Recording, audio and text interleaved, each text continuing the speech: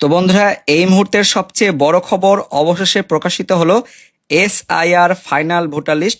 Onscreen দেখতে পাচ্ছেন সম্পূর্ণ নতুন এসআইআর ফাইনাল ভোটার লিস্ট। তো এই লিস্টটি দেখতে কেমন এবং লিস্টে অনেক কিছু লেখা রয়েছে।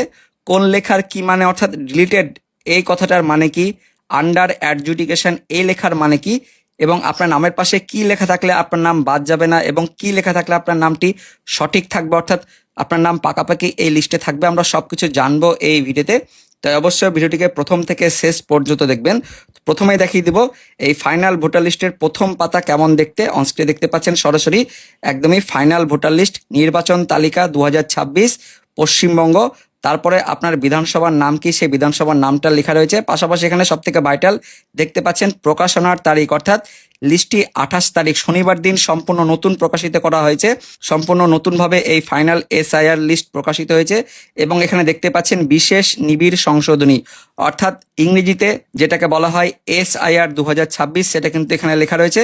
তারপর নিচের দিকে আপনার বুথের সমস্ত ডিটেলস অর্থাৎ ঠিকানা লেখা রয়েছে এবং তার পাশাপাশি বুথের নাম এবং বুথে কতজন ভোটার রয়েছে, পুরুষ কতজন, মহিলা কতজন, সমস্ত ডিটেলস দেওয়া রয়েছে, টোটাল ভোটার দেওয়া রয়েছে এবং সব শেষে নিচের দিকে ইলেকটোরাল রেজিস্ট্রেশন অফিসার অর্থাৎ ইআরও এই অফিসারের সইও রয়েছে। তো এটা হচ্ছে প্রথম পাতা। এরপর আমরা চলে যাব 2 নম্বর পাতা। 2 নম্বর পাতাতে আপনার বুথের ছবি দেওয়া থাকবে, অর্থাৎ যে স্কুলে বা যেখানে আপনারা ভোট দেন তার ছবি দেওয়া থাকবে 2 নম্বর পাতাতে। আর 3 নম্বর পাতা থেকে শুরু হয়ে যাবে আপনাদের ভোটার লিস্ট। এসআইআর ড্রাফট রোলে যাদের যাদের নাম ছিল এই এসআইআর ফাইনাল রোলেও তাদের কিন্তু প্রত্যেকেরই নাম থাকবে, কিন্তু এখানে 3 ভাগে ভাগ করা হচ্ছে। তো সেই ভাগগুলো কি কি?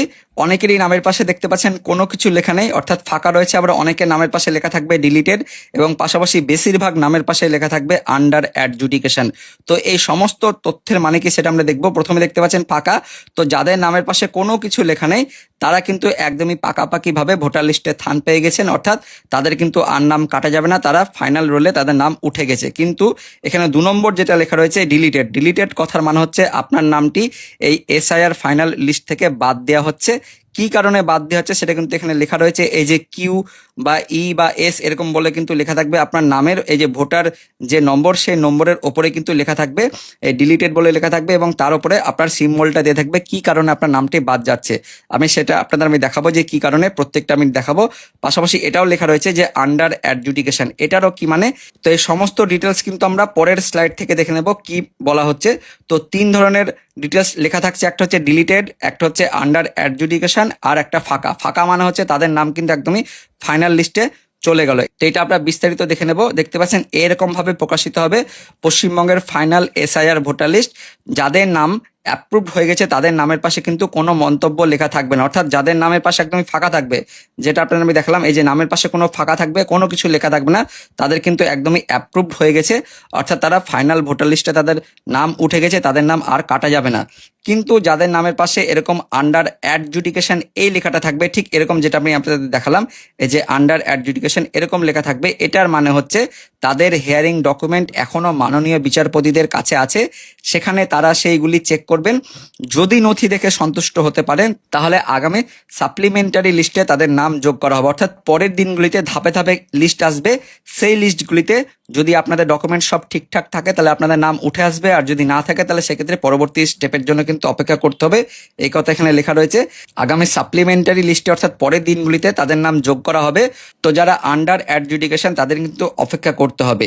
আর পাশাপাশি সব থেকে ভাইটাল ডিলিটেড, এই ডিলিটেড লেখার মানে হচ্ছে আপনার নামটি এই ফাইনাল এসআই লিস্ট থেকে বাদ দেওয়া হচ্ছে এবং কি কারণে বাদ দেওয়া হচ্ছে সেটা কিন্তু এখানে লেখা রয়েছে। যাদের নামের পাশে ডিলিটেড কথা লেখা থাকবে তাদের নাম বাদ যাচ্ছে। কি কারণে বাদ যাচ্ছে? যদি ই লেখা থাকে মানে এক্সপায়ার অর্থাৎ মারা গেছেন, সেই কারণে বাদ দেওয়া হচ্ছে। যদি এস থাকে অর্থাৎ শিফটেড মানে এক বুথ থেকে অন্য বুথে চলে গেছেন, সেই কারণে তাদের নামটি বাদ যাচ্ছে। আর মানে রিপিটেড অর্থাৎ একাধিকবার তাদের নামটি রয়েছে, সেই কারণে বাদ যাচ্ছে। আর এম মানে হচ্ছে নিখোঁজ অর্থাৎ মিসিং রয়েছে যে সমস্ত ভোটার, সেই কারণে তাদের বাদ যাচ্ছে।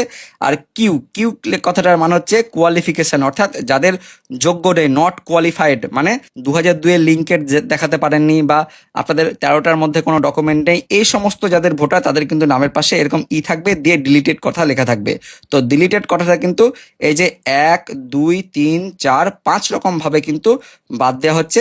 সব থেকে বেশি ভাইটাল সেটা হচ্ছে কিউ। কিউ যদি লেখা থাকে তাহলে বুঝে নিতে হবে আপনি কিন্তু এসআইআর এর হিয়ারিং আপনার নাম এসেছিল, কিন্তু হিয়ারিং এ আপনি সঠিক ডকুমেন্ট দিতে পারেননি, সে কারণে আপনার নামটি কিন্তু বাদ যাচ্ছে। তো যাদের নামের পাশে এরকম ডিলিটেড লেখা থাকবে এবং এরকম কিউ লেখা থাকবে, তারা কিন্তু ডকুমেন্ট ঠিকভাবে প্রডিউস করতে পারেননি বা তাদের ডকুমেন্ট যোগ্য নয়, এই কারণে তাদের নামটি বাদ দেওয়া হচ্ছে। এইভাবে কিন্তু আপনাদের বুঝতে হবে 3 ধরনের ভাবে এই লিস্ট থাকবে। এইভাবে এই ফাইনাল লিস্ট প্রকাশিত হয়েছে। তো আশা করি বুঝতে পেরেছেন ডিলিটেড কথার মানে কি, আন্ডার অ্যাডজুডিকেশন এই কথাটার মানে কি, আর